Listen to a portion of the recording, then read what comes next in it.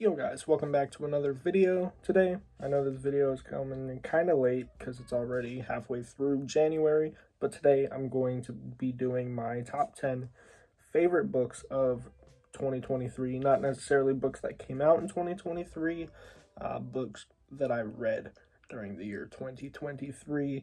Yeah, today I have the day off of both school and work because was it Martin Luther King Day or whatever. So I've been chilling in my robe, drinking some coffee, getting some reading done, and it's the perfect time to get this video out before it is too late.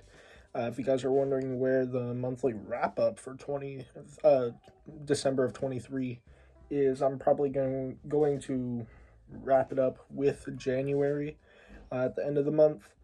Just do a December/January reading wrap up. I think that would be a lot easier. But without further ado, just wanted to give you guys some insight into what's been going on, when that's coming. If you guys do go on to enjoy the video, please be sure to leave a like and subscribe if you haven't already. I would greatly appreciate it. And let me know down in the comments, or join us on the official Discord, which will be linked in the description. But let me know what your guys' top 10 is, some of your favorite reads from the year as well. So without further ado, let's get into it.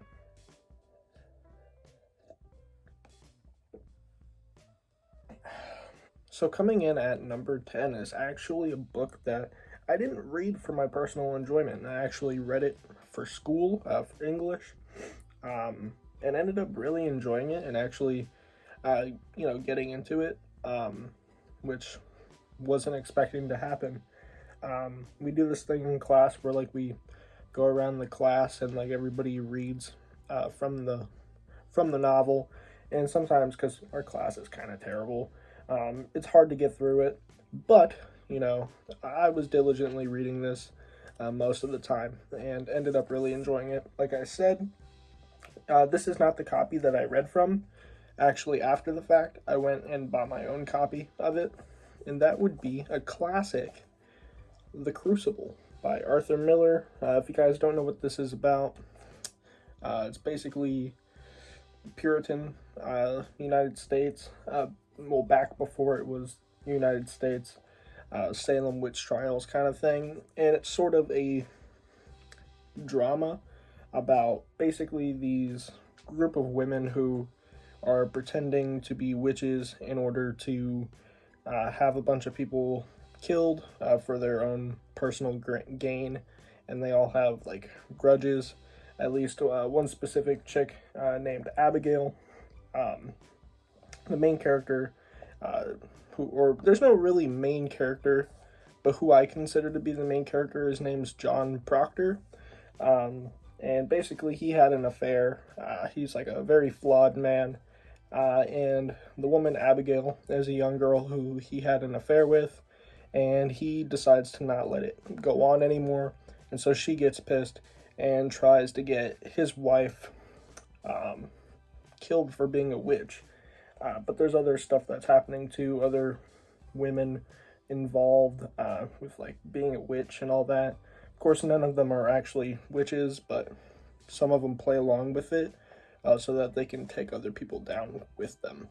And yeah, it's just a really interesting read. At first it was kind of boring, didn't really care for it, but towards the end of the book, it really picks up, and it's actually just an awesome drama, almost thriller. I really enjoyed it, so it's coming in at number 10. Now, coming in at number 9 was a book that I read very early in the year, right when this hardcover came out, and was my gateway book into one of my new favorite authors. That, of course, is Tress of the Emerald Sea by Brandon Sanderson. Now, I'm sure a lot of you are probably wondering why this is so low, and honestly, I don't know. I really enjoyed the book. It was really cool, but the rest of the books on here, I vibe with way more, honestly. The plot was great. It's basically Sanderson's version of The Princess Bride. This chick, who's a peasant, essentially, falls in love with a noble, uh, the noble, his parents find out about their like secret love, or at least his father does, and sends him away. And she goes on like a journey to try to get him back. There's pirates involved and magic. Um, it's pretty cool. It was just definitely a very lighthearted, whimsical sort of read, and was my introduction into the Cosmere. But it is not my favorite Sanderson book that I have read this year. In fact, you'll see a couple of others on this list. Um, I mean, yeah, it was a good entryway into his stuff, his writing. It was decently funny. Um, but yeah, I mean, it's not super special to me personally. I know a lot of other people vibe with this a lot more. It's personally just not. It doesn't cater to my tastes as well as some of his other stuff, which is why it is this low. But the fact that it is even on this list goes to show that I did really enjoy it. Coming in at number 8 is actually the second Sanderson book I read this year, and this is Secret Project 2, Frugal Wizard's Handbook. Now, this is a super controversial pick that I bring up all the time because everybody seems to relatively dislike this book, at least Sanderson fans. It's completely disconnected from the Cosmere. It has nothing to do with that stuff. And maybe that's the reason why. I don't know. A lot of people have problems with the plot and the characters not feeling too, I don't know, fleshed out, I guess. But personally, obviously, I liked this more than Tress. It was just a really nice, self-contained plot that followed what essentially was like a cyberpunk noir detective getting sent back into medieval times to fight, a futuristic cartel that is with like Vikings and stuff. Like, who would have thought of that? I think that that's super dope. And because he's from the future and all that, all these medieval peasants and lords even all think he's like a god or a wizard because he has these futuristic powers. So yeah, it's just really cool. It's very fun. It even had a little bit of romance sprinkled in, especially towards the latter part of the book, which I wasn't expecting, but it worked out decently well. Everything was awesome. I thought the characters were really cool. Of course, I don't. They're both Tress and this book, because them being standalones, I don't think really any of them really stuck with me. Even Yumi, which isn't on this list, because I didn't really care for it. None of the characters really stuck with me. I feel like for me, at least, it takes a series for the characters to really stick with me. So they weren't super memorable in the grand scheme of things, but as I was reading them, they were really cool. And overall, liked it more than Tress. So that's all I've got to say about that, and that is number 8. Now, coming in at number 7, which is book 2 of a new favorite series of mine, that is going to be Hunger of the Gods by John Gwynne. Now, you'll see the first book later on this list, spoiler alert, because it was one of my favorite reads of the year. But the second book is so much lower on the list because, honestly, it was a bit of a disappointment. The ending of the first book was just insane, and my expectations for this second book were just at an all-time high. I loved almost everything about that first book, and typically first books and last books are the best in the series. That second book has what they call middle book syndrome, which is common enough for them to even have a term for it. So this second book definitely lacked. In my opinion, it definitely suffered from that middle book syndrome. A lot of it felt like fluff and just kind of meandering. Granted, there were some cool plot points and things that did take place in this, but with the introduction of 2 new POV characters, both were extremely lackluster, in my opinion. It just ended up not being all that interesting, and really didn't care about their points of view whatsoever. They really only existed to give us insight into what the actual villains were doing, rather than be interesting on their own, I feel like. Um, so, their points of view were kind of pointless. Um, yeah. So, really, the only interesting characters are the original three characters that we follow from the first book. Um, so, yeah. I mean, and the stuff that they go through, again, is a bit meandering. I am very hopeful for the third book, though. I don't think that it's going to be coming out this year. Hopefully, next year it comes out. But yeah, I'm hoping that it wraps up the series well and this awesome series doesn't end in disappointment. Now, talking about a series that just absolutely came in, swooped in at the end there, and took me so much by surprise. Coming in at number 6, had to count there real quick, I lost count, is going to be Red Rising by Pierce Brown.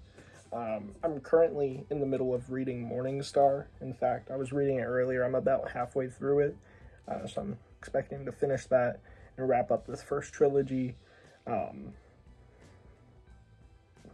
this coming week. So stay tuned for that. I'm definitely going to be doing a review for that book specifically. If not, it'll be in the wrap-up. I digress. This first book took me by surprise. I did a review on this and the second book, which, again, you're going to see later on in the list because it was fan-freaking-tastic. But this first book was awesome, to put it simply.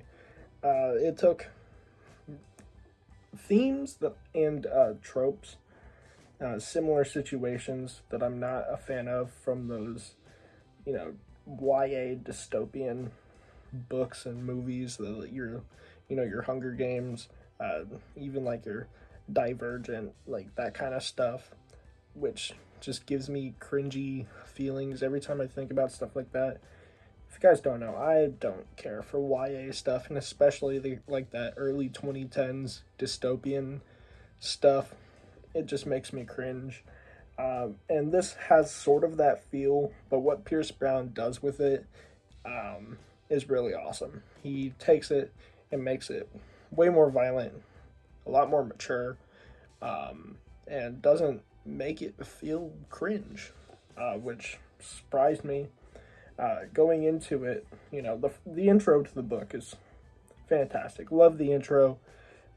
It has, again, a bit of a cyberpunk feel, which is definitely a bit of a subgenre that I'm really digging at the moment after playing the cyberpunk game and finishing it recently. That's something that I definitely have been looking for in my books and my media in general. But after that sort of cyberpunk-esque intro, it gets more into that dystopian kind of feel. And I wasn't vibing with it for a hot minute, but it quickly snapped into place and clicked with me. And it brought me a story that I thought was really dope. Basically, Battle Royale, but it was, I don't know, like a sci-fi dystopian Battle Royale, but I don't know how to explain it exactly. If you guys have read it, you know what I'm talking about, but it's similar enough and it's familiar enough to like get the gist and be like, okay, I've seen this before, but it's different enough, and the character work makes it all the easier to read and way better than something like your Hunger Games and that stuff. So honestly, the first book did fall a little short because of that, but by the second book, it fixes almost every single problem I had with this first book. Not to say that this first book isn't good, it just had some issues towards the beginning with theming that I wasn't really a fan of. But yeah, it's the start to a really awesome series. This first book, like I said, just has a few issues. But yeah, it's an awesome series. Definitely check it out. So that first Red Rising book is number 6. Now, coming in at number 5, we have book 5 of my favorite series of all time, Saxon Tales. That is going to be The Burning Land. Yes, the Saxon Tales video is going to be coming as soon as I have the time to really sit down and work on it. Time and motivation, that is. It's something that I've been planning for a while. That is coming, just to let you guys know. Yeah, this fifth book is one of the first books that I read in 2023. I did get a later start on reading books in 23. I didn't start reading really until the very end of March into April. So the first 3 months, I didn't read any books, which is something I'm trying to change this year. I've already started reading in January here, so hopefully maybe we get some more books read this year versus last year. Who knows? Besides the point, Burning Land is a really interesting book and entry into the series, and some of it I did have a few problems with, but I also liked a lot of the stuff that it did as well, and I'll tell you why. It was in Burning Land that I started to really notice just how formulaic the series is. This is one of the most rinse and repeat series that I know. It's basically the same thing every book. And if you're not really into that, then this probably isn't the series for you. I know that this isn't the best series ever written. There are quite a few problems with it. It just is my favorite because I have so much sentimental attachment to it. My point being that in this fifth book is where a lot of the problems the series had became very apparent for me, and it kind of changed my view continuing in the series, and opened my eyes to a lot of those problems that you probably could have picked out within the first few books as well. It was in Burning Land also that, again, I don't know if you really see it as a problem. I guess it kind of can be seen as a problem, but at the very least it is a bit repetitive. The very monster of the week formula that this has. If you guys aren't familiar with that term, comes from a lot of people use it in the manga community to describe the villains in different arcs, but also your classic cartoons like your Scooby-Doo, where it's like a new villain every episode that they have to fight and thwart. And that's sort of what this series does, is every book you are introduced to a new villain, and Uhtred is over here. He hears from travelers that there's this new warrior in town. Everybody's hyping him up, and Uhtred's like, all right, I'll meet with the guy, and then they'll meet, and they'll probably vibe for a minute because they're both warriors, but they'll have a disagreement, and then they'll end up fighting at the end. Big battle, and then Uhtred obviously ends up winning. That's how every book pretty much goes. And like I said, this is the book that made that apparent to me. But that being said, there are a lot of things in this book that happen that, first of all, one of my favorite characters dies in this book, and it's a character that's very special to Uhtred. And when that whole death scene happened and the consequences around it and everything, that really hit me. I had to take a break from the book, I think, for the rest of the day or something. I mean, when I read terrible things, and I've never cried while reading a book, but I'm always hit with that jaw drop to the ground kind of feel. And it's very rare that I have to take a long break between books because something affected me that much. But this was one of the longer breaks that I've had to take. Probably just, again, the rest of the day I probably didn't read because I was I need a mental break after that. Whoa. And right after that, terrible thing happens, which changes the course of the next couple of books with Uhtred running away. Everything that happens in that section of the book, if you guys have read it or watched the show, you probably know what I'm talking about. Yeah, that stuff just hit me, and that's what made this book so impactful, I guess, because that character death and how Uhtred handles it after is just crazy. But also, the battle at the end, one of the villains, Skade, she is a menace, absolutely disgusting, but a very cool character to read. just everything with like the Frisian pirates and stuff that they fight in this book too is also pretty cool. Yeah, everything about it. Really like this book, and that's why it's number 5. Coming in at number 4 is going to be one of my favorite books in the entire series, and it hit me with a surprise, and that is going to be The Pagan Lord. This is book 7 in the series, Saxon Tales. Yeah, there's definitely a bit of a time jump between books 6 and 7. It definitely feels, to put it into like anime or manga terms, I guess. Every big shonen anime has like a time skip where they like sort of take training, for a couple of years, and they come back, and then the character designs are a little bit different. They did this with Naruto. They do it with One Piece, Black Clover, right? All your big anime do this, and of course, other books and shows do this as well. But because I'm an anime nerd, as you guys can see, that's the first thing that my mind goes to, and that's sort of what it feels like between books 6 and 7 in the series. It feels like there's that substantial time jump where if you wanted to take a break in the series, you could, and then continue it, and it feels like very natural. The characters are a bit more aged afterwards, and it just feels very refreshing. And that's exactly what I got when reading the 7th book. In this 7th book is when they really start to focus on something that I think is interesting, that they focus on for the rest of the series, and that's that our characters really are aging. Uhtred is becoming an old man at this point. He's not super, super old in this book. He still has like 6 more books to go, but our characters are aging, and in this book it really becomes apparent, and they draw a lot more attention to that. Uhtred faces probably the worst villain yet. And by worst, I mean my favorite villain yet, but like the baddest villain yet. I mean, like the most dangerous villain, and that, of course, is Canute Longsword. I think his name was, or yeah, Canute Longsword. He's like the greatest swordsman ever, basically.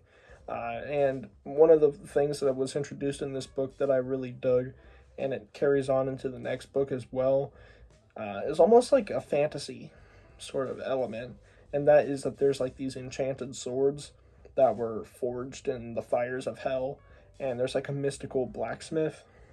That is awesome to me, and that's something that I think historical fiction is able to do really well, is because of like their older, pagan religion, as well as like all this superstition where these characters believe that these things are real. So it almost feels like a fantasy, even though it's not. There's like this, they believe in this magic, and whether or not it's real or not, they believe in it. So it feels real as you're reading it, if that makes sense. So historical fiction is able to get away with a lot of fantasy elements, and I really dig that. And I'm a big fan of like, mystical swords and stuff. Like, I'm a nerd. Like, it's just one of my favorite things. The final battle in this is dope. The ending of this book is insane, leading into the 8th book, which when I read the 8th book, wasn't my favorite. But now, like in retrospect, it's a lot better than I remember it being. So, yeah, the 7th book is awesome, with everything with the mystical swords, the battle, main villain. It's just a great book and one of the best in the series. All right, so I'm sorry about a little bit of a long-winded reviews there. I'm sort of rambling on. I don't have a script or notes or anything. I'm just thinking off the top of my head what I remember about these books and why I like them. So if my mini reviews here are coming off as a little long-winded, I apologize. But nonetheless, we are in the top 3 now, and I can't wait to talk to you guys about these here. Now, books 2 and 3 on this list were one of the biggest toss-ups. like I've seen. Like it could go either way, honestly. Um, where book three could be number two on this list, two could be number three. Number one is pretty solid. Um, but yeah, the next two are really toss ups, but I went with my gut here and I put them as is, and I will tell you guys what those are. So, coming on at number three, I did go ahead and choose Golden Sun, Book 2 of Red Rising by Pierce Brown. Now, the reason I put this in number 3 instead of number 2 is because I didn't want, like, recency bias to really kick in and dictate the list here. I wanted to really let it sit for a while before I solidify my placement of it. And with what book number 2 is, I read it a lot earlier in the year, and my feelings for it are still pretty solid with that much time having passed. So I thought it probably deserved number 2. And I'm still in the middle of reading Morningstar. The series is still very new to me, so I figured it was less deserving of that number 2 spot. Not to say that this is a bad book. This is easily one of the best books I've ever read, and one of my favorite books of the year, which is why it's number 3. It's a 5-star read.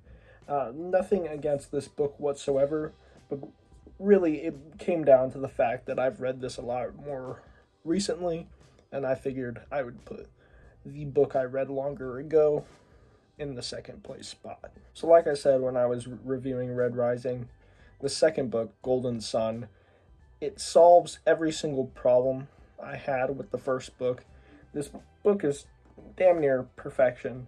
It has everything you could ever ask for, really, in a sci-fi story. It gives you a lot more of the political maneuverings that I wanted, and definitely feels a lot like, you guys know I'm a big fan of Game of Thrones and A Song of Ice and Fire, but this book in particular gives me a lot of A Song of Ice and Fire vibes, especially with like the political maneuvering, as I said, and just the plot is insane. In my review I did for those two books, I said that there's a specific scene in the very beginning-ish of the book that is my favorite scene in the whole book, probably the whole series at the moment. The gala scene with Darrow's duel, if you guys have read the books, you guys know what I'm talking about. Love that scene. And then the getaway that comes after, but the duels specifically, where, you know, the big reveal comes that he's been training under a certain somebody, and awesome stuff. Not to mention the very end of the book, where my comparison to A Song of Ice and Fire really makes a lot of sense, because it was straight up, like, no spoilers here, but if you guys know what the Red Wedding is, it's very similar to that. That's all I'm gonna say. Insane stuff. The second book of Red Rising here, Golden Sun, is fantastic, and this is what solidified the Red Rising series as a brand new favorite of mine. Absolutely love it. Now, second place, again, quite a toss-up with number 3 here, but almost equally as deserving as this spot, or for this spot. I'm going to have to go with The Shadow of the Gods by John Gwynne. When I first read this book, it blew me away. This is all I talked about for like a month or two. Just ask any of my coworkers, or just people I know on Discord. This is all I talked about for a minute there. It's an awesome fantasy story. Like, I haven't read John Gwynne's other stuff yet, like The Faithful and the Fallen and the Blood and Bone or whatever. This is my intro into John Gwynne's work, and what an intro it is. Just the mixture of your epic fantasy, you know, just standard Stormlight-esque epic fantasy, mixed with Norse mythology in a way that I wasn't expecting. Like, when I heard that it's like Norse mythology, I was expecting it to be like Thor and Odin. It's almost like you guys know what I mean, like traditional Norse mythology. Um, but it plays around with Norse mythology in a way that I wasn't expecting, where it's its own religion and like gods and goddesses and stuff, heavily inspired by familiar characters from traditional Norse mythology. It becomes its completely new own thing, separate from it, which I really liked. So there's like this, there's a level of familiarity to it if you're familiar with these characters from Norse mythology. Like I said, obviously, this dragon, it's called like Rifa, and it's essentially Niederhog. And there's a rat god who it's like Ratatosk or something, Rada or whatever, Rada the rat, and it's essentially Ratatosk from Norse mythology. Like there's those, it's familiar enough, but it's its own thing, and that was something that I really liked. Not to mention the characters that you do read. There's three point of view characters, but two of the three really stand out. Um, you've got one who is reminds me of a lot of basically Viking John Wick, which that's all you gotta say to get me to read this book, honestly, is Viking John Wick. That's all you gotta say. Fantastic character, Orca. Absolutely love that character. She's so awesome. And then you have Varg, who is, again, on another sort of revenge quest, but it's a little bit different. He's a newbie, basically joining a band of mercenaries. Awesome stuff. And then there's Elvar, basically a rogue princess. My least favorite of the three, but still pretty cool to read. Yeah, I read this book with my girlfriend as well. We did this for a book club, read it with another friend as well over Discord.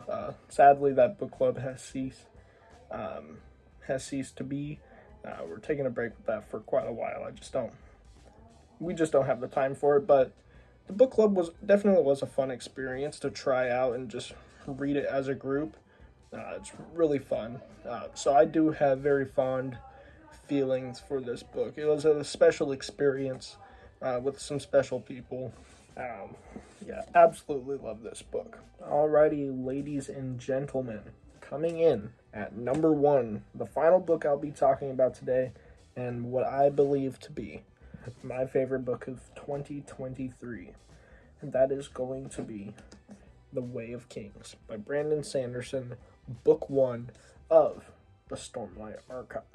This book is just ridiculous. Never have I ever read a book that I felt was so intricately done with the world building and the characters, that I felt like every single sentence mattered and had a purpose, and every single detail I felt like I should really be taking notes. I didn't, because that's just not something I do when I read. Maybe I should. But this is the first time I ever felt like I really should be taking notes, and there's just so much to this world to decipher, so many moving pieces, and things that I felt like I should know about this world in this first book that I just didn't. And I know it's probably going to be revealed slowly throughout the next 4 books in the series, at least in this first part of the Stormlight Archive, this first era, or whatever Sanderson's calling it. But yeah, it is just beautifully written. And when I say beautifully written, I don't necessarily mean the prose, because Sanderson is very famous for not having the prettiest prose.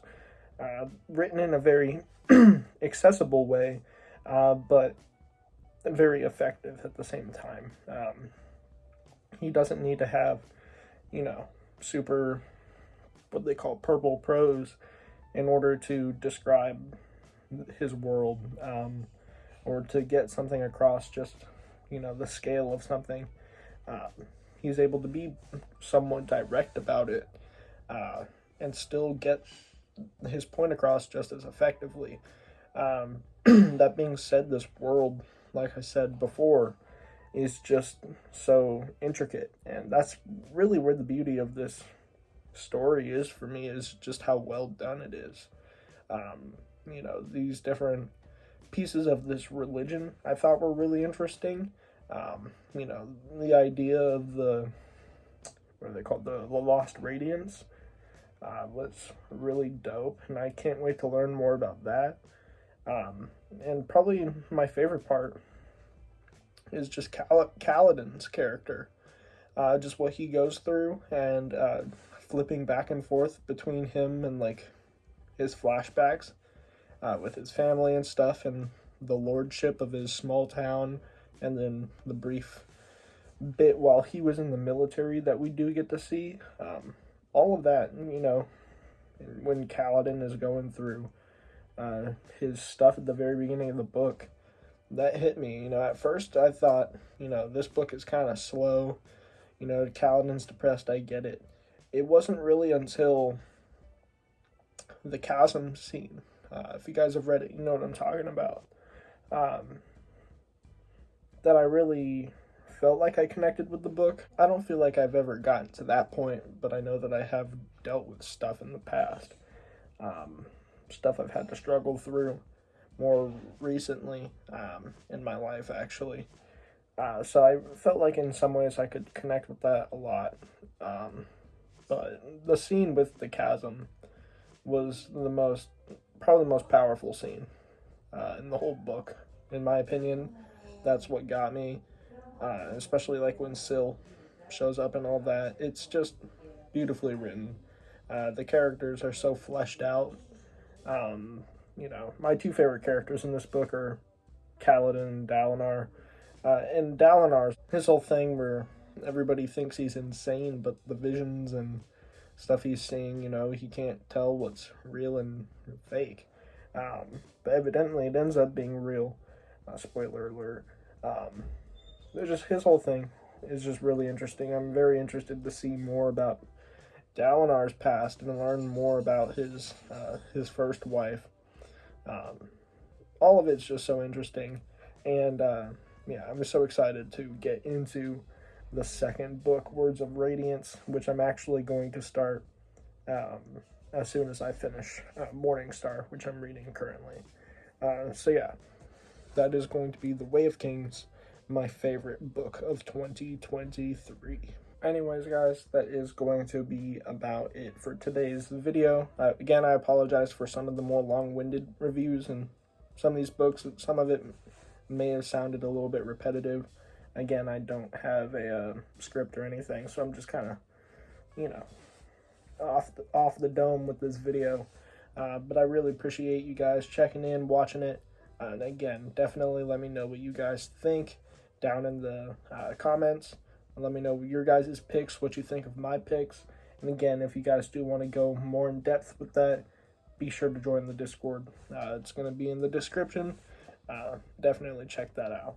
And yeah, as always, thank you all for watching, and I'll catch you guys in the next one. Peace.